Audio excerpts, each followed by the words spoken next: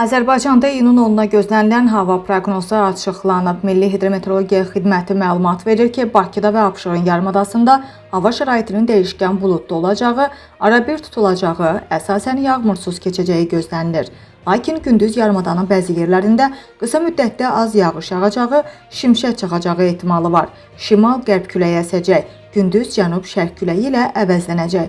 Havanın temperaturu gecə 20-22 dərəcə isti, gündüz isə 27-32 dərəcə isti olacağı ehtimal edilir. Azərbaycanın əksər rayonlarında hava şəraitinin əsasən yağmursuz keçəcəyi, lakin bəzi dağlıq və dağətəyi rayonlarda arabir yağış yağacağı, şimşək çaxacağı gözlənilir. Ayrı-ayrı yerlərdə qısa müddətli leysan xarakterli olacağı, dolu düşəcəyi proqnozlaşdırılır.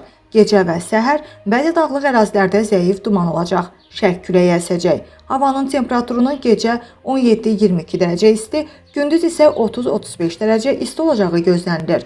Dağlarda isə gecə 8-13 dərəcə isti, gündüz isə 15-20 dərəcə isti olacağı bildirilir.